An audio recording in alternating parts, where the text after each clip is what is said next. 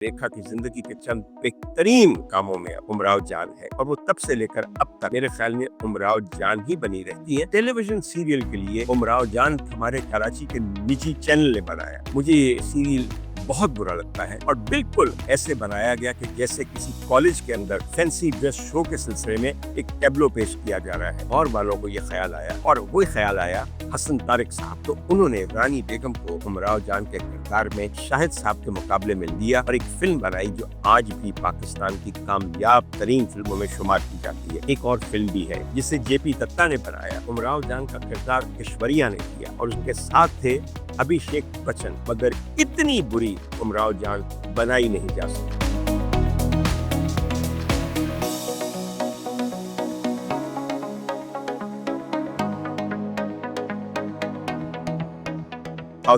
Loud speaker का एक नया एपिसोड और उसे आपकी खिदमत में लिए हाजिर है डॉक्टर उमर आदिल।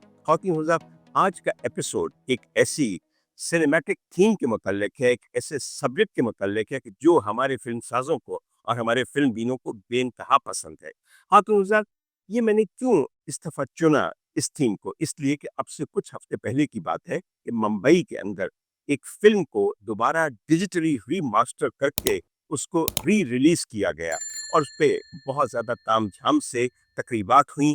तकरीबन हमारा जो बॉलीवुड की लीडिंग सेलिब्रिटीज हैं वो उसमें शामिल हुई, गुलकार भी थे, अदाकार भी थे और उस फिल्म की कास्ट में शामिल लोग, उस फिल्म के प्लेबैक सिंगर्स भी वहां पे मौजूद थे।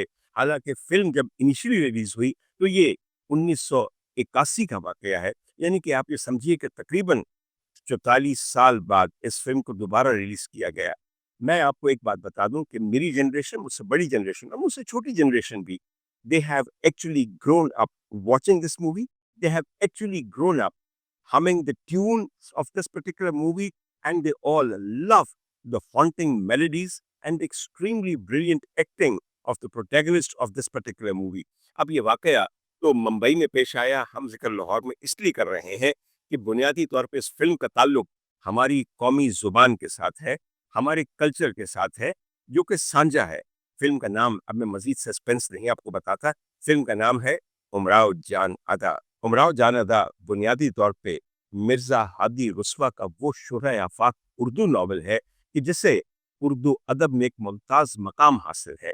इस नावल को मिर्जा हादी रुस्वा साहब ने तकरीबन 1891 के दौरान लिखना शुरू किया और ये पहली दफा जब पब्लिश हुआ तो बिल्कुल 20वीं सदी की इब्तदा थी। बाकी नौजाद शुरू से ही पढ़ने वालों के लिए ये नॉवल एक यक्ता चीज थी, एक मुनफरिद चीज थी, इसलिए कि बुनियादी तौर पे लखनऊ की एक तायब हो जाने वाली गोशा तन्हाई में रहने वाली एक तवाइफ की कहानी थी। और तवाइफ की कहानी हो और हमें पसंद न हो, हम सब तवाइफ पे जान देते हैं और हम सब तवाइफ को लान तान और गालियां देना भी अपना फर्ज अव्वली समझते हैं। दरअसल तवाइफ हमारे मुआशरे का, हमारे मुस्लिम सोशल मुआशरे का एक ऐसा किरदार है कि जिसकी जिंदगी ढकी छुपी रहती है, मगर आप जानते हैं कि हमें कितनी कुरेद रहती है कि ये जो तवाइफें होती हैं ये किस किस्म की औरतें होती हैं, कौन लोग हैं जो अपनी बेटियों को मुजरे पे बिठाते हैं। और मुजरा तो आप जानते हैं तमहीद है असल कारोबार की। एक दफा तमाशबीन को रिझा लिया, मुजरे के दौरान गजल सुना के रक्स करके, तो फिर शब बसरी की राह उस्तवार हो गई और शब बसरी के साथ आप जानते हैं कि हमारे इस पूरे बाजार का कारोबार चलता है। ये औरतें शादी किससे करती हैं, इनके बच्चे होते हैं या नहीं, इनके भाई और इनके बाप इतने बेगैरत क्यों होते हैं, इनकी माएँ इनकी नायकाएं क्यों होती हैं, और क्या तवाइफ कभी किसी से मोहब्बत करती है या हमेशा ढकोसला बेचती है मोहब्बत का, वफा के नाम पे जफा बेचती है और लोग आगे बढ़ बढ़ के उसे खरीदते हैं। किस तरह तवाइफ इतनी सख्त जान होती है कि अपने चाहने वालों को कंगाल करके छोड़ती है, उनका दिवालिया निकाल देती है, वगैरह वगैरह वगैरह। खातिन हज़रात, ये तमाम चीज़ें और ये सवालात हमारे जहन में घूमते रहते हैं, मगर मेरे ख्याल में मिर्ज़ा साहब ने जिस तरह अपने नावल में उमराव जान की कहानी बयान की है, उससे बहुत हद तक पता चलता है कि उनका तवाइफों के यहाँ आना जाना भी था, उनकी नफ्सियात और उनकी मुआशरत से किसी हद तक उन्हें वाकफियत भी थी। मिर्जा हादी रुस्वा का थोड़ा सा जिक्र कर ले। मेरी नज़र में अगर कोई कमाल मल्टी फैसेटेड اور مختلف جہتیں رکھنے والا اپنی ایک شخصیت پہ آدمی تھا، تو وہ اپنے دور میں رسوا تھے۔ رسوا بنیادی طور پہ تعلیم یافتہ تھے، انہوں نے انجینئرنگ پڑھی ہوئی تھی، کیمسٹری کے اوپر ان کو ایک خاص گرپ حاصل تھی اور کیمیا کو ایک بہت اپنا پسندیدہ مضمون سمجھتے تھے۔ کیمیا تو کیمیا، ایسٹرونومی اینڈ ایسٹرولوجی یعنی کہ ماہر فلکیات بھی تھے اور علم نجوم کے ماہر بھی تھے۔ اس زمانے کے مطابق بر صغیر کے کسی بھی پڑھے لکھے آدمی کی طرح اردو، انگریزی، ہندی، فارسی تو جانتے ہی تھے، مگر اس کے علاوہ مرزا ہادی رسوا، جنہوں نے امراؤ کے ساتھ بہت ساری صحبتیں اور شامیں گزاری، یونانی کو بہت اچھی طرح بولتے، سمجھتے، پڑھتے اور لکھتے تھے، جو اس زمانے کے لیے آسان چیز نہیں تھی۔ اس کے علاوہ ان کو الجبرا کے ساتھ بھی ایک دلچسپی تھی اور تین حضرات ریلوے کے اندر بھی یہ ملازمت کرتے تھے۔ اور پھر آپ جانتے ہیں کہ رسوا کوئی ذات نہیں، رسوا ایک تخلص ہے، اور تخلص انہی کا ہوتا ہے جو کہ شعر کہتے ہیں، تو بہت عمدہ ایک شاعر بھی تھے۔ ناول نگاری کے اندر، اردو ناول نگاری کے اندر رسوا کا ایک ممتاز اور منفرد مقام ہے۔ یہ مت سمجھیے گا کہ انہوں نے صرف امراؤ کی داستان رقم کی ہے، اس کے علاوہ بھی ان کے 3-4 ناول میں نے پڑھ رکھے ہیں، اور پاکستان میں وہ شائع ہو کے پورا مجموعہ رسوا ملتا ہے، آپ بھی پڑھیے، آپ کو لگے گا کہ کہیں کہیں وہ ناول امراؤ جان کو بھی کاٹ کے آگے نکل جاتے ہیں، مگر پھر کیا کیا جائے۔ امراؤ ایک طوائف تھی، وہ بھی لکھنؤ کی، وہ بھی 19ویں صدی کی، جبکہ ایک عہد جو بہت رنگین عہد تھا وہ گزر رہا تھا اور ایک دوسرا عہد جنم لے رہا تھا۔ طوائف کی کہانی میں ہمیں جتنی دلچسپی ہے، میں پہلے بھی کر چکا ہوں، ہمیں اپنی کہانی میں نہیں ہے۔ بہرحال رسوا نے امیرن اور پھر امراؤ اور پھر امراؤ جان اور پھر امراؤ جان ادا کی کہانی کو اس طرح بیان کیا ہے کہ وہ حقیقت کے بہت نزدیک ہے۔ اسے اوور گلیمرائز نہیں کیا، اسے مسٹیفائی نہیں کیا، اسے فینٹسائز نہیں کیا۔ یہ تینوں لفظ سمجھیے گا، ہم نے جب بھی طوائف کی کہانی کو فلمایا ہے، وہ فلم کے پردے کے لیے ہو یا ڈرامے کے لیے، ہم نے زیور، کپڑا، پشواز، موسیقی، طبلہ، مجرا، رقص، حسین ہیرو، نوابین اور نہ جانے کیا کیا شامل کر کے طوائف کو اپنی حقیقت اور اصلیت سے بہت دور لے جا کے کہیں کھڑا کر دیا ہے۔ اور پھر ہماری جتنی بھی سیلولوئڈ کوٹیزان، کتنا پیارا لفظ ہے سیلولوئڈ کوٹیزان، یعنی کہ وہ کوٹیزان، وہ طوائف جسے ہم نے فلم کے پردے پہ آپ کے سامنے پیش کیا ہے، وہ ہمیشہ ایک دکھی اور ایک انتہائی نیک اور اپنی گناہ آلود زندگی سے تنگ لڑکی کے طور پہ پیش کی جاتی ہے، جو کہ انتظار کر رہی ہوتی کہ ہائے کوئی شریف زادہ، کوئی نواب صاحب کا بیٹا جو اس کے کوٹھے پہ آتا ہے، ایک دن آگے بڑھ کے اس کا ہاتھ تھامے گا، بلکہ بارات لے کے عین بازار میں آئے گا اور کوٹھے پہ بیٹھی ہوئی لڑکی اور مالزادی کو بیاہ کے وہی نکاح پڑھا کے مولوی صاحب کے سامنے لے جائے گا۔ اور جب یہ بارات اس کے ڈولے کو لے کے واپس جاری ہوتی ہوگی شرافت کی زندگی کی طرف، تو ہائے، ہر کوٹھے کے ہر چوبارے، ہر چلمن کے ساتھ ایک مالزادی یوں لگی ہوئی آنسو بہا رہی ہوگی کہ میرا نصیب کب کھلے گا اور میں کب اس گناہ کی بستی سے بیاہ کے اشرافیہ کے محلات تک پہنچوں گی اور بیگم صاحبہ کہلاؤں گی۔ چھوڑ دیجئے، یہ ایک معاشرت بھی ہے، ایک ذہنیت بھی ہے۔ ہر طوائف یوں اسکیپ نہیں چاہتی، نہ ہی اپنی زندگی سے اتنی تنگ ہوتی ہے جس کا آپ سمجھتے ہیں۔ مجھے ایک واقعہ یاد آ گیا، صاحب نے میرے سامنے کہا کہ ہر لڑکی طوائف مجبوری سے نہیں بنتی، کئیوں کو مزہ بھی آتا ہے۔ خیر، میں کسی کا مذاق نہیں اڑانا چاہتا، مگر ایک آپ کو بات بتاؤں، بہت سی لڑکیوں کو لوگ آفر کرتے ہیں کہ تم یہ گناہوں کی زندگی چھوڑ دو اور آؤ تمہیں ایک قائد قسم کی بیوی کسی کی بنائے اور پھر تم زندگی بھر اس مرد کی ملاقات میں رہو۔ میں ایک آپ کو بات بتا دوں، کیچڑ میں کمل کھلتا ہے، اس کا رنگ خوب بھاتا ہے، وہ خوب پھلتا ہے، پھولتا ہے۔ اسی کیچڑ میں سے کمل کی ٹنٹھل کو کاٹ کے آپ کارنس پہ رکھے ہوئے بلوری گلدان کے اندر لگا دیجئے، کئی دن بہار دے گا، 2 دن بعد مرجھا جائے گا، چوتھے دن رنگ اور پنکھڑیاں دونوں ساتھ چھوڑ دیں گی، اور 5ویں دن آپ اس مرجھائے ہوئے کمل کو اٹھا کے کوڑے دان پہ پھینک دیں گے۔ تو اللہ نے جہاں جس کو پیدا کیا ہے اس میں اس کی مصلحت ہے اور وہ وہیں مناسب رکھتا ہے۔ آپ یہ سوچئے کہ طوائف نہ ہوتی تو ہم سب کے ذہن میں یہ جادو نگری اور جادو نگری میں رہنے والی یہ پریاں کیسے ہمیں مہمیز کرتی، نہ کرتی۔ خیر، رسوا نے تو ناول لکھا ناول پڑھنے والوں کے لیے، उर्दू के शौकीनों के लिए, मगर उन्हें शायद ये पता नहीं था कि बदलते हुए वक्त की टेक्नोलॉजी के मुताबिक हम इस नॉवल के ऊपर फिल्में बनाएंगे। हाँ, मैं ये तो बताऊं कि उमराव जान का दोबारा तस्करा क्यों आपके सामने कर रहा हूँ, और इस बासी कड़ी में जो उबाल आया है मेरे बयान के लिए, वो क्यों आया है। मैंने पहले भी आपको कहा कि तकरीबन 1981 में कोतवारा के महाराजा, जिनका नाम मुजफ्फर अली था, उन्होंने उमराव जान पे एक फिल्म बनाई और 1981 में उसे रिलीज किया।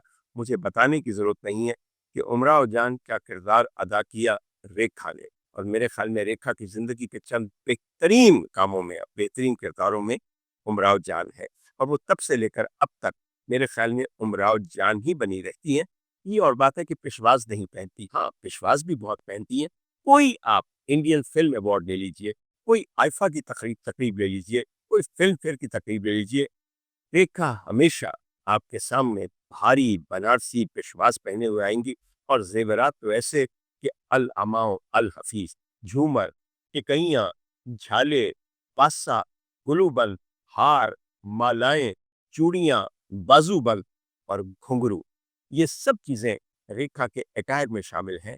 She is actually fixated in that one particular role that she did. आप कहेंगे नहीं नहीं, वो साड़ियाँ भी पहनती हैं। जी हाँ, मैं जानता हूँ कि बेइंतहा कीमती और भारी कांजीवरम वो पहनती हैं, मगर तब भी देखिए उनका मेकअप वगैरह बिल्कुल ऐसे है, और उनका जेवर का इंतखाब इतना ही ज्यादा है कि जैसे उमराव जान ने या अमीरन ने आज साड़ी बांध दी।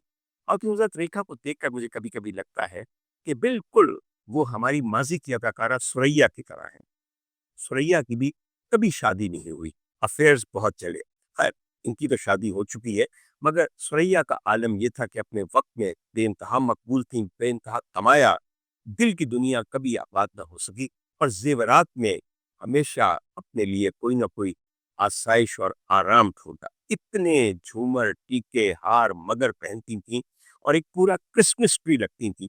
जगमग जगमग करती साड़ी होती थी, काले जुट बाल रंगे होते थे बुढ़ापे के अंदर भी, और वजन भी मेरी तरह जरूरत से बहुत ज्यादा था।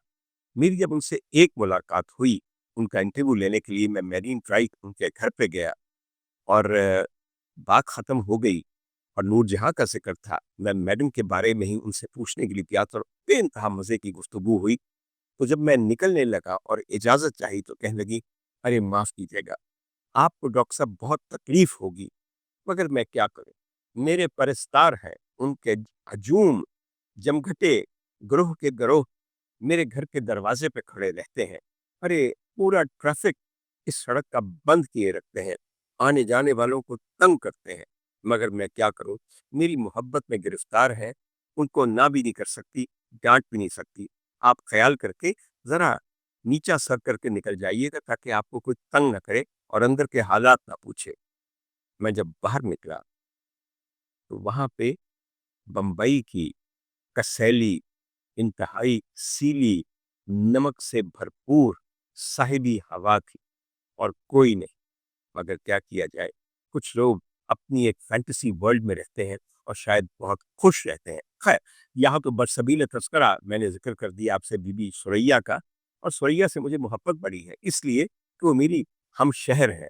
सुरैया मुंबई जाने से पहले और पूरे बरसगीर के ऊपर हुक्मरानी करने से पहले लाहौर में रहती थी, और अपनी वालिदा और अपने मामू के साथ फिल्मों में काम करने के लिए मुंबई गई। वापस नहीं आई। आई होती तो क्या पता कोई अच्छा लाहौरी पंजाबी आदमी मिल जाता, और उनके भी हाथ गीले हो जाते। बात तो अब नाम बहुत सारों के उनके सामने आए। आप जानते हैं कि देव आनंद साहब, हालांकि पता नहीं मोहब्बत करने के काबिल भी थे या नहीं, फिर ग्रेगरी पेक के साथ, और न जाने क्या क्या। बात तो बहुत ही मजाक। रेखा की तैयारी पाओ देखिए, she is still totally infatuated with her own character which was Umrao Jaan. अब रेखा का जो एंटी थीसिस है, जो कैथारसिस हमें रेखा को इस पूरे एडॉर्नमेंट में, इस पूरी की पूरी एक खास किस्म की फैंसी ड्रेस में देख के होता है, तो वो किसके साथ होता है? फरजाना। फरजाना जो उनके बहुत करीब है, कहा जाता है कि उनकी सेक्रेटरी भी हैं, उनकी मैनेजर भी हैं, उनकी पार्टनर भी हैं। फरजाना की हियत ऐसी है कि एक प्रिंस सूट पहना होता है, यानी कि छोटी शेरवानी, गैम के कॉलर वाली, बाल हमेशा नहायत छोटे कटे हुए मर्दों की तरह और बिखरे हुए शायरों की तरह, चेहरे पे एक इतना सा मेकअप नहीं होता, उनके होठों ने कभी लिपस्टिक को नहीं देखा, मगर सारी कसर जो है वो उनकी मालिका और उनकी पार्टनर रेखा ने पूरी की होती है। बहरतौर ख़वातीन हज़रात, उमराव जान रेखा की बेहतरीन फिल्मों में से एक है और उनके फिल्मी करियर का एक बहुत बड़ा लैंडमार्क है। और सबसे बड़ी बात यह है कि तकरीबन 44 बरस के बाद रेखा जब री रिलीज ऑफ उमराव जान की तकरीब में आई हैं, तो वो फिर से उमराव जान बन के आई। उन्होंने एक आइवरी कलर की पिशवास पहनी हुई थी, बड़ा सा झूमर एक तरफ था, बालों में गजरे ही गजरे थे और जहां जहां जिस्म पे जितना जेवर हो सकता था सब पहना हुआ था। और माशाल्लाह एजिलिटी और एनर्जी इतनी थी कि 70-71 साल की उम्र पे भी वो आज भी उमराव जान का कोई भी मुजरा आपके सामने पेश कर सकती थी। और उन्होंने वहां पे ऐसे रक्स किया और जो एक खास किस्म का घूम जाना होता है कथक का, वो आपके सामने पेश किया। तो Rekha is still very young, very energetic and extremely talented. खातिन और ज़ात, जिस खातून को वहां देखकर मुझे सबसे ज्यादा खुशी हुई वो बीबी आशा भोसले हैं। Asha Bhosle is the one who sang the various songs of Umrao Jan when Muzaffar Ali Saab made it and when Khayyam Saab composed them. मेरे ख्याल में आशा जी ने जो भी गाया, जिस जॉनरा में भी गाया है, कयामत की है। वो कैबरे हो जो वो हेलन के लिए गाती थी, वो गाना हो जो वो किसी भी और हीरोइन के लिए गाती थी, या वो मुजरा हो या वो मुजरई गजल हो जो उन्होंने रेखा के लिए उमराव जान ने गाया। मैंने जिक्र किया कि इस फिल्म का म्यूजिक दिया था खय्याम साहब ने। आप उन्हें खय्याम साहब कहते हैं, हम उन्हें ज़हूर हाशमी कहते हैं। वो इसलिए कि वो एक पंजाबी है। उनकी इब्तदाई तालीम मौसीकी के रमूस इस सिलसिले में बाबा जी चिश्ती साहब जैसे अजीम लाहौरी मूसीकार की जेर निगरानी हुई और ये उन्हीं के शागिर्द थे। बुनियादी गीत निगारी नहीं बल्कि गीत निगारी के बाद जो उसकी कंपोजिशन, ऑर्केस्ट्रेशन, प्रेजेंटेशन और अरेंजमेंट होती है, वो सब इन्होंने बाबा जी से सीखा। और जिसको ऐसा उस्ताद मुहैया हो कि वो खयाम क्यों ना बनेगा। खयाम के बारे में हम ये सब जानते हैं कि दिल चीज क्या है आप मेरी जान लीजिए, बस एक बार मेरा कहा मान लीजिए। ये इनकी कंपोजिशन है जो उन्होंने आशा भोसले की सिल्वर वॉइस, उनके कमाल के वोकल कॉर्ड्स के जरिए हमेशा के लिए महफूज कर दी। मगर इससे बहुत पहले खयाम हमारे दिलों में घर कर चुके हैं जब उन्होंने कभी कभी का म्यूजिक दिया। याद है आपको? कभी कभी मेरे दिल में ख्याल आता है, इससे प्यारी चीज क्या होगी। साहिर लुधियानवी की लिखी हुई ये नज्म जिसे गीत का कालिब दिया गया, फिर नूरी में, और फिर न जाने क्या। एक आपको और पर्स करूंगा आपको। जब भी कभी लता मंगेशकर से पूछा गया कि अपने बहुत ज्यादा पसंदीदा नगमात में किसी का जिक्र करें, और जब कभी मलिका तरन्नुम मादाम नूरजहां से पूछा गया कि आप ये बताइए मादाम कि आपको लता बाई का गाना कौन सा पसंद है जो उन्हें किस फिल्म में गाया, तो दोनों ने एक ही गाने का जिक्र किया और उस गाने के कंपोजर भी जनाब खय्याम साहब थे। This is a great complement for Khayyam. This is a great complement for anybody and specially for a musician like Khayyam. वो गाना था फिल्म रजिया सुल्तान का गाना, ए दिले नादा जुस्तजू क्या, जिसे हिमायूं पे पिक्चराइज किया गया और जिस फिल्म को डायरेक्ट किया कमाल अमरोही साहब ने। जी हाँ, कमाल अमरोही साहब मीना कुमारी वाले और फाकीजा वाले। मैं चाहूंगा कि अगर आप में से किसी ने ये गाना बहुत दिनों से नहीं सुना या कभी नहीं सुना, तो काइंडली जाके लता बाई मंगेशकर की आवाज में सुनिए कंपोजिशन खय्याम साहब की, ए दिले नादा। हाँ, यहाँ मैंने जिक्र किया है कमाल अमरोही साहब का, उनकी बेगम मीना कुमारी का और उनकी बनाई हुई फिल्म पाकीज़ा का। In my opinion, Pakiza would remain one of the golden examples of the celluloid artisan genre of the subcontinental cinema. Pakiza remains a timeless classic. अब आज देखिए उस फिल्म को तो लगता है कि अभी देखी है। उसका हर गीत, हर एक्शन, हर मुकालमा, हर सीन एक पेंटिंग की तरह है और लगता है कि आप एक शहर निगारा में चले गए हैं जब आप पाकीज़ा को देखते हैं। खैर, मुज़फ़्फ़र अली साहब की उमराव जान भी कुछ कम ना थी। मुज़फ़्फ़र अली साहब का अपना ताल्लुक कोतवारा था, जिस रियासत के वो फरमारवा थे। उनके वालिद सैयद सज्जाद हुसैन बाकायदा राजा थे कोतवारा के, और इनका एक अपना कोर्ट ऑफ आर्म है। कोतवारा एक छोटी सी म्यूनिसिपैलिटी मगर रईसों के लिए तो अगर एक छोटी सी बस्ती भी हो तो उनकी रईसी और नजाबत उसमें से झलक पड़ती है। मेरी अपनी मुलाकात जनाब मुजफ्फर अली साहब से लाहौर में हो चुकी। अपनी तीसरी बेगम के साथ लाहौर आए थे और तब बहुत ही उम्दा गुफ्तगू इनके साथ उमराव जान के सिलसिले में, और उस जमाने में इनकी एक फिल्म थी जो कि जान निसार के नाम से पिक्चराइज हुई और आपके सामने पेश की गई, मगर कामयाब ना हुई। उसका भी तस्करा था। अब जान निसार का, उमराव जान का, मुजफ्फर अली साहब का और हमारा क्या ताल्लुक है? ये ताल्लुक सिर्फ एक हमारे अदाकार की वजह से है। उस अदाकार का नाम है इमरान अब्बास। मैं बताऊं क्यों। इमरान अब्बास को रोल दिया गया नवाब सुल्तान का उस टेलीविजन सीरियल के लिए जिसे उमराव जान पे मबनी करके बनाया गया, और ये एक हमारे कराची के निजी चैनल ने बनाया। मुझे ये सीरियल बहुत बुरा लगता है क्योंकि बेइंतहा ऐसा लगता था कि कार्डबोर्ड का बना हुआ है, और बिल्कुल ऐसे बनाया गया कि जैसे किसी कॉलेज के अंदर फैंसी ड्रेस शो के सिलसिले में एक टैब्लो पेश किया जा रहा है। मगर इमरान अब्बास इसमें हीरो थे और बाद में एक बहुत ही कामयाब टेलीविजन और फिल्म के हीरो बन के उभरे।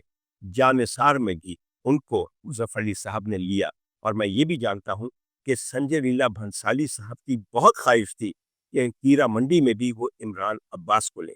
इमरान एक इंतहाई तालीम याफ्ता, इंतहाई बाइखलाक, बेइंतहा सुरीला और हसीन तो है ही। मुझे बहुत पसंद है, मेरे ज़ाती दोस्तों में शामिल है, इसलिए I have a great respect and love for him. Doctor Umar Adil हो और पुरानी और तारीखी बात ना करें, क्योंकि डॉक्टर उमर आदिल खुद तकरीबन 2000 साल का है और खुदाइयों में निकला था, तो इसलिए मैं सबसे पहले जिक्र ये करूंगा कि वो पहली फिल्म कौन सी थी जो मिर्जा रुस्वा के नॉवल उमराव जान के ऊपर माखूज करके बनाई गई। खातिन हज़रात, 1958 में हमने पहली दफा सिनेमैटिक अडेप्टेशन ऑफ रुस्वाज नॉवल देखा और फिल्म का नाम था मेहंदी। और इसमें मैं आपको ये भी बता दूं कि हमारी पहली उमराव जो कि बड़े सगीर की कोई लड़की बनी, उसका नाम था जयश्री। जयश्री अपने जमाने की मशहूर हीरोइन थी, लेकिन अब वक्त ने उन्हें भुला दिया है, और जयश्री के साथ अजीत थे जो कि नवाब सुल्तान थे। मगर एक बात आपको और बताओ, जिस बंदे ने इस फिल्म को डायरेक्ट किया था वो बाद में पाकिस्तान आ गए। उनका नाम था शेख मोहम्मद यूसुफ। आपने नहीं पहचाना, एस एम यूसुफ, जो कि इकबाल यूसुफ के वालिद और फिर अदाकारा बहार के सुसर। जी हाँ, एस एम यूसुफ पहले बॉम्बे में काम करते थे। वहां तकरीबन उन्होंने 14 कामयाब फिल्में बनाई, जिनमें से सबसे कामयाब फिल्म नेक परवीन थी, और उसमें रागिनी बेगम थी। वो भी यहीं से गई थी, गुजरावाला से लाहौर और फिर लाहौर से मुंबई। खैर, और यहाँ आने के बाद in the 50s S M Yusuf came back to Pakistan, और इन्होंने तकरीबन 13 कामयाब फिल्में यहाँ बनाई। और जब मैं कामयाब कहता हूँ तो बहुत कामयाब, जिनमें से मेरी पसंदीदा फिल्म सहेली है। याद है आपको? उसके अंदर शमीम आरा, नैयर सुल्ताना और दर्पण साहब थे। एक गाना तो याद होगा कि पियानो पे बैठ के गाया जा रहा है, याद है कि नहीं याद? गाने के बोल कुछ यूं हैं, हम भूल गए हर बात मगर तेरा प्यार नहीं भूले। हालांकि साफ पता लग रहा होता है कि भुला ही देना चाहिए था। बहुत बार खातिन हज़रात, मैं एक और जिक्र करना चाहता हूँ आपको, और वो जिक्र इसलिए पसंद करता हूँ कि लाहौर वालों को ये ख्याल आया कि हम लाहौर में और पंजाब में रहते हैं, मगर क्यों ना लखनऊ की तहजीब के पस मंजर में एक इंतहाई लखनवी फिल्म बनाई जाए। और वो ख्याल आया हसन तारिक साहब को। क्या उम्दा नफीस हिदायतकार थे, पढ़े लिखे, खुश शक्ल, खुश तबीयत आदमी थे। और उन्होंने सोचा कि मैं 1972 में उमराव जान बना के रिलीज करूं। उसकी बहुत बड़ी वजह उनकी बेगम साहिबा थी, जो किसी भी ऐसे रोल को इस उम्दगी के साथ अदा कर सकती थी कि फिल्म एक मुरक्का और एक शाहकार बन जाए। मेरा इशारा रानी बेगम की तरफ है। तो उन्होंने रानी बेगम को उमराव जान के किरदार में शाहिद साहब के मुकाबले में लिया और एक फिल्म बनाई जो आज भी पाकिस्तान की कामयाब तरीन फिल्मों में शुमार की जाती है। और ये काम आसान नहीं है, क्योंकि लाहौर वालों का न लहजा वो होता है कि वो लखनवी उर्दू लगे, ना ही उनका मुहावरा स्वभाव ऐसा होता है। बार दौर फिल्म के ऊपर बहुत मेहनत की गई और ये बहुत कामयाब रही, और आज भी इसके गीत ऐसे जिंदा हैं कि शायद उनको कभी मौत ना आए। वो गीतों से याद आया कि जो उमराव जान हसन तारिक साहब ने बनाई, उसके मौसीकार निसार बज़मी साहब थे। निसार बज़मी साहब का एक बहुत अच्छा वक्त और एसोसिएशन मलिका तरन्नुम मादाम नूरजहां के साथ रही है। जिस जमाने में ये फिल्म बन रही थी, मैं अर्ली 70s का जिक्र कर रहा हूँ, तो मैडम तक हर बात पहुंच जाती थी। पता चला एक दिन मैडम को कि भी मैडम इन गाने रिकॉर्ड कर रहे हैं بزمی صاحب نے رونا لیلا کی آواز میں. پھر پتا چلا کہ بھی رونا لیلا دی آواز ایک اور گانا ریکارڈ کیا گیا ہے اور بڑا پیارا گانا ہے. آپ فرمائیں کیا خریدیں گے. نہیں، اس کے بول کچھ ایسے تھے کہ زخم دل کی دوا خریدیں گے، یسوعوں کی گھٹا خریدیں گے، آپ فرمائیں کیا خریدیں گے. سیف الدین سیف صاحب کا لکھا ہوا گانا ہے. خیر، میڈم تک تمام باتیں پہنچتی رہتی تھی. ایک دن میڈم کو اطلاع ملی کہ نیچے بزمی صاحب اور حسن طارق صاحب تشریف لائے ہیں اور آپ سے ملنا چاہتے ہیں. میڈم نے کیا، بٹھاؤ، آ کے مل لینی ہے. میڈم اپنے ڈرائنگ روم میں پہنچی تو صاحب وہاں بیٹھے تھے اور بڑے ہی پیار سے اور لجاجت سے ملے اور کہنے لگے کہ میڈم امراؤ جان اسی بنا رہے ہیں. بڑی زبردست کہانی ہے. تمہیں پتہ ہے کہ طوائف کی کہانی ہے تو اس بڑے اچھے مجرے نے. تو میڈم کہنے لگی کہ بڑی اچھی گل ہے، میں نہ چیز کی خدمت کر سکنی ہے. تو انہوں نے کہا کہ میڈم ایک گانا آپ سے گوانا ہے. اچھا. میڈم نے کہا کہ مجھ سے گانا گوانا ہے، ذرا بول بتائیے کیا ہے. تو بزمی صاحب نے ہلکی سی دھن پہلے بٹھائی اور کہا کہ وہ کچھ ایسے ہیں کہ ہم تو مہمان ہیں، جانے کے لیے آئے ہیں، آخری گیت سنانے کے لیے آئے ہیں. میڈم نے کیا، پھر انج کر دیو نا، میرے واسطے انج کہو، آخری گیت گوانے کے لیے آئے ہیں. پہلے سارے گیت سارے مجھے تے گوالے جو رونا لیلا کرو کہ ہن میں مل گئی ہے تانوں آخری گیت گانا واسطے. دونوں اصحاب شرمندہ تو ہوئے، مگر میڈم کو یہ پتا تھا کہ جس چیز سے میں ہر چیز کو تہس نہس کر دوں گی وہ اپنی آواز ہے. تو انہوں نے کہا کہ بالکل یہ گیت میں گاؤں گی. یہ گیت بے انتہا طویل بھی تھا اور بے انتہا مشکل بھی تھا. اس میں کئی جگہ آواز اتنی اونچی جاتی ہے کہ وہ تار استان تک پہنچ جاتی ہے اور پانچویں کالے سے آگے نکلتی ہے، جو صرف میڈم کر سکتی تھی. اگر کوئی اور خاتون اس گیت کو ہاتھ لگاتی یا گاتی تو یقین کیجئے یہ چیخ بن جاتی، یہ گیت نہ رہتا. آج بھی میرے خیال میں اس فلم کی سب سے نوٹسبل چیز، سب سے ریمارکیبل چیز اور سب سے انفرگیٹیبل چیز مادام کا گایا ہوا یہ گانا ہے جو فلم کا کلائمیکس ہے. اور کیا عمدہ کلائمیکس ہے. پوچھ ان سے جو ستم ڈھاتے ہیں کس لیے ماؤں کو نچواتے ہیں. باپ کی گود میں تو بول اٹھا، دیکھیے میرا لہو بول اٹھا، دل میں ارمان ہے مر جانے کے، آخری وقت ہے پروانے کے. اب میرے پاؤں میں کوئی زنجیر نہیں، اب میرے راستے میں تقدیر نہیں. آپ دیکھیے میڈم نے کس جوش سے گایا ہے کہ اس کے بعد رانی بیگم کو اپنے پیروں سے تتکار کی ضرورت ہی نہیں رہی. خواتین حضرات، ایک اور فلم بھی ہے جو کہ اسی ناول پہ بنائی گئی، اس کا ذکر نہیں کیا جائے تو بہت اچھا ہے. وہ فلم تھی امراؤ جان، جسے جے پی دتا نے بنایا اور جس کے اندر امراؤ جان کا کردار ایشوریا نے کیا اور ان کے ساتھ تھے ابھیشیک بچن. بعد میں یہ دونوں شادی شدہ ہو کے میاں بیوی بن گئے اور پھر اب تو الگ بھی ہو گئے ہیں، جس کی ہمیں کوئی خوشی نہیں ہے. مگر اتنی بری امراؤ جان بنائی نہیں جا سکتی. اس میں مجھے صرف ایک بات کہنی ہے، مظفر علی صاحب کی امراؤ جان کے اندر مرکزی کرداروں کے علاوہ ہر ایک کردار اتنا موزوں تھا، اتنی عمدہ اداکاری سے مزین تھا کہ یقین نہیں آتا تھا. اگر ایک نوکرانی بھی کوئی پیغام لے کے آتی تھی اس کے لہجے سے صاف لگتا تھا کہ یہ لکھنؤ کے کسی بہت بڑے گھرانے کے ہاں نوکر ہے. آپ یقین کیجئے نوابین ایسی شستہ اردو بولتے تھے کہ لگتا تھا اداکار نہیں، برسا برس سے خاندانی نواب ہے. مگر اس فلم میں ایک کیریکٹر ایکٹریس ایسی تھیں جنہوں نے قیامت کر دی اور وہ تھی شوکت عظمی، جو کہ کیفی عظمی صاحب کی بیگم صاحبہ اور شبانہ اور بابا عظمی کی والدہ ہیں. شوکت بی بی نے اس میں خانم صاحب کا ایک امورٹل کردار ادا کیا جسے میرے خیال میں کوئی دوسرا ادا نہیں کر سکتا. مگر شبانہ اعظمی کی عقل ماری گئی تھی کہ جے پی دتا کی ہدایت میں بننے والی ایشوریا والی امراؤ جان میں وہ اپنی والدہ کا کیا ہوا انفرگیٹیبل کردار خانم صاحب کا کرنے بیٹھی اور اتنا برا کیا کہ جتنا کہا جائے، اور میرے خیال میں جتنی لال قانون کو اس کردار پہ ہے اور کسی چیز پہ شاید نہ ہو. خواتین حضرات، میرے جاننے والے ایسے کئی لوگ ہیں جو آج بھی خانم صاحب کے منہ سے ادا ہوئے وہ تمام مکالمے ازبر یاد کیے ہوئے اور اکثر استعمال کرتے ہیں جو انہوں نے امراؤ جان میں کیا. ایک سین میں ایک نواب صاحب ہیں جن کے حالات بہت بدل گئے ہیں، وہ ان کی بیٹی بسم اللہ خانم کے پاس آ کے پڑے رہتے ہیں تو ان کو بدھانے کی نیت سے ایک دوشالہ ان کے سامنے رکھتی ہیں اور کہتی ہیں کہ یہ تاجر بیچنے کے لیے لایا ہے، اگر حضور پرورش کرے تو میں یہ دوشالہ خرید لوں اور اس جاڑے میں میری بوڑھی ہڈیوں کو کسی حد تک ٹکور ملے۔ خیر وہ تامل کرتے ہیں کہ اب ہمارے ایسے حالات نہیں رہے، اور وہ جب خاموش ہوتے ہیں تو خانم صاحب ایک جملہ کہتی ہے کہ بھائی سخی سے سوم بھلا جو ترت دے جواب، ہاں نہ صحیح نہ صحیح۔ اب کیا لباب صاحب، ہم اس درجے پہ پہنچ گئے ہیں کہ ایسے ایسے چیتھڑے ہمارے اور آپ کے درمیان آئیں گے؟ اور دیکھو صاحب، ایسی اردو، ایسا مجرئی اور طوائفانہ مکالمہ اور کیا ہوگا؟ مگر ایک آپ کو بات بتاؤں، جنہوں نے صرف امراؤ جان فلم دیکھی ہے ان کو چاہیے کہ ناول بھی پڑھے، کیونکہ جو سین اور جو مکالمے اس میں ہے شاید وہ کسی فلم میں نہیں ہے۔ ایک چھوٹا سا ذکر میں آپ کے سامنے کر دوں، امراؤ جان جو ناول ہے اس میں ایک طوائف ہے جن کے پاس ایک مولوی صاحب آتے ہیں اور کہتے ہیں کہ بھئی ہم جان دے دیں گے، ہمارے ساتھ وفا کرو، ہمارے ساتھ محبت کرو، ورنہ ہم جان دے دیں گے۔ خیر کچھ دن تو وہ یہ سنتی ہیں، آخر ایک دن تنگ آ کے کہتی ہیں مولوی صاحب ایسے جان دیتے بہت سو کو سنا، میں تو اس دن یقین کروں گی جس دن 40ویں کی بریانی کھاؤں گی۔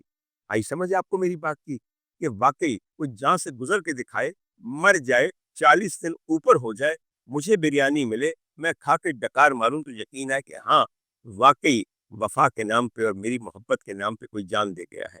یہ ہوتی ہے طوائف کی اصل ذہنیت۔ خواتین حضرات، اس ویلاگ کے بالکل اینڈ پہ میں اس ملاقات کا ذکر کرنا چاہتا ہوں جو میری شوکت عظمی صاحبہ سے کراچی میں ہوئی، اور یہ ہوئی 70s میں کیفی عظمی صاحب اور شوکت عظمی صاحبہ کراچی تشریف لائے۔ ہم ان زمانے میں کلفٹن پہ رہتے تھے، ہمارے بالکل ایک نیبر تھے جن کے ہاں ایک محفل مشاعرہ رکھا گیا، اور میری والدہ اور میرے والد دونوں کو چونکہ کیفی کی شاعری بڑی پسند تھی، اس لیے کہ وہ ایک پروگریسو رائٹر تھے اور ترقی پسند شعراء اور ادبا میں سے ایک بڑا مقام رکھتے تھے، تو انہوں نے خاص طور پہ وہاں جانا تھا۔ میں تب اسکول میں پڑھتا تھا، لیکن میرے والدین مجھے کسی بھی ایسی جگہ پہ لے جانے کے لیے مصر ہوتے تھے جہاں وہ یہ سمجھتے تھے کہ مجھے کچھ تعلیم حاصل ہوگی۔ مجھے آج تک یاد ہے کہ جب کھانے کے بعد مشاعرہ شروع ہوا اور لوگوں نے فرمائش کی بار بار کیفی صاحب سے، کیفی صاحب فلاں گیت سنا دیجیے، لکھا ہوا ان کا گیت وہ بہت مشہور ہوتے تھے۔ فلاں نے کہا نہیں، گیت کہاں، آپ نے غزل سنانی ہے۔ کوئی یہ کہے کہ نہیں کیفی صاحب نظم سنائے۔ اب کیفی صاحب پریشان ہو کے ادھر ادھر دیکھ رہے تھے، ان کے قریب ہی سوتی ساڑی پہنے ہوئے ایک بہت ہی پیاری لگتی ہوئی شوکت بی بی بیٹھی تھیں، ان کی بیگم۔ تو انہوں نے جب ان کی طرف دیکھا تو انہوں نے کہا کہ ہاں کیفی آپ یوں کیجیے کہ آپ وہ رسم آج کو سنا دیجیے جو آپ نے میرے لیے لکھی۔ میں نے زندگی میں پہلی دفعہ وہ نظم کیفی صاحب کے منہ سے کراچی کلفٹن کی UBL بلڈنگ کے فلیٹ نمبر 4 کے ڈرائنگ روم میں سنی، اور میں چاہتا ہوں کہ وہاں وہ نظم جو میں نے چھوٹے چھوٹے ہاتھوں سے اپنے لکھ لی تھی اس کے ایک بند پہ اس ویلاگ کا اختتام کروں، اور یہ تمام خواتین کے لیے ہے جن کے ہمیشہ حسن کے قصیدے شاعر پڑھتے ہیں مگر ان کی ذات اور کردار میں موجود خوبیوں کو اور مضبوطی کو کبھی نہیں للکارتے۔ آئیے تمام خواتین سنیں اور دیکھیں کہ جب کوئی شاعر ترقی پسند ہوتا ہے تو وقت سے بہت پہلے اتنی عمدہ چیزیں لکھتا ہے۔ ملاحظہ کیجیے، اٹھ میری جان کہ میرے ساتھ ہی چلنا ہے تجھے، اٹھ میری جان میرے ساتھ ہی چلنا ہے تجھے، تو کہ بے جان کھلونوں سے بہل جاتی، تو کہ بے جان کھلونوں سے بہل جاتی ہے، تپتی سانسوں کی حرارت سے پگھل جاتی ہے، پاؤں جس راہ میں رکھتی ہے پھسل جاتی ہے، بن کے سیماب ہر ظرف میں ڈھل جاتی ہے، زیست کے آہنی سانچے میں بھی ڈھلنا ہے تجھے، اٹھ میری جان میرے ساتھ ہی چلنا ہے تجھے۔ خدا